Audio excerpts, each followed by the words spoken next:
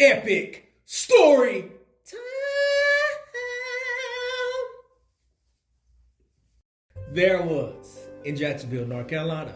For those that don't know, I have a junk removal business called Junk Busters, and we are awesome. We do a lot of stuff, junk removal, yard maintenance, but we're not necessarily here to talk about that right now. So in this particular day, we had a new yard that we had to cut.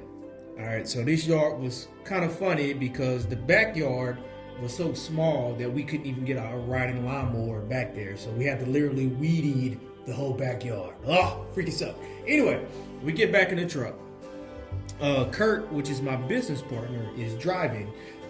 As we're driving down the street, we wasn't even in the truck for 3 minutes. We're driving down the street.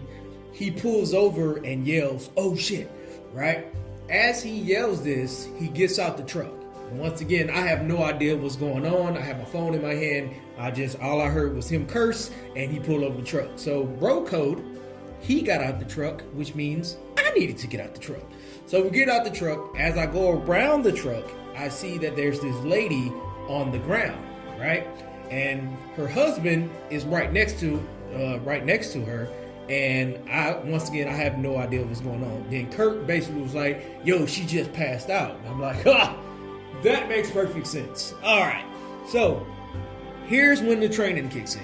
All right, for those that don't know, once again, I was in the Marines for 8 years. It's a lot of training, a lot of training. There's a lot of training that you think is really useless, but I guess it comes in handy. So this lady, not knowing to anybody else around us, had basically a heat stroke, but we'll just say heat exhaustion because she didn't necessarily pass out. She just kind of fainted and everything, so it is what it is. But the crazy thing about it was, as we going to tend to this lady, once again, we have no idea who this lady is. Kurt seen her. I didn't see her. Kurt seen her, credit to him. We go give this lady some aid. Her husband, the look in his eyes of like he was so scared that it was like he was so scared he was just like kind of sitting there. So clearly, I've been in this situation before with other Marines. I know exactly what to do. So I go up to the woman, and then as I go up to the woman, now the guy's out of shock. He tries to pick up the lady. Now, that's the first thing you do not want to do when it comes to a heat victim, a heat stroke victim. You don't want to pick them up. Like, if you pick them up and the blood rushes to their head, it's going to get bad. But anyway, so he tries to pick her up. So me and Kurt tells basically, like, we yell at him, don't pick her up. So as I'm tending to the lady, I basically like look at Kurt and I was like, "Hey, tell him to go in the house and grab me a cold wet towel." So as he grabs the wet towel, we're trying to see like basically what are the symptoms of this lady. Did she have an actual heat stroke? Is it heat exhaustion? We're trying to figure this out. So he comes back out, and then we put the cold towel on her neck. As we put the cold towel on her neck, she's like now really responsive. So she's actually having a conversation with us, which is great because like I said, if she would have had a heat stroke, it would have been bad. We would have had to call an ambulance anyway. So we get the lady to a point where she can actually, obviously slowly, she can actually get up. So we get her up. And the crazy thing about it is this lady is healthy. I'll just kind of say that and leave that to your own interpretation. This lady is healthy. So there's no way that her husband, the way he was going to able to get her off the ground by himself. Let's just say it like that. So we get the lady up. And then after we get the lady up, we put her in a chair.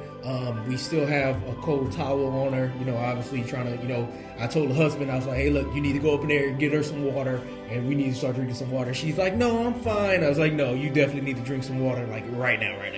So as she's drinking water, we're consoling her, we're making sure that she's okay, and then at the end of the day, she's okay. We get in our truck and we leave, right? Here is the kicker. Here is the takeaway, right? We were in the right spot at exactly the right time. Who knows what the outcome of that lady's future would have been if we wasn't there? Who knows what the outcome would have been if Kurt was like not paying attention while he was driving? Because like I said, he's seen it and he pulled over. We just went over there and helped. So the crazy thing about life, here's where we get a little bit of motivation. The crazy thing about life is sometimes you won't know why you're in a specific place that you're in. All right, but you just have to know that most times you're in the right place at the right time.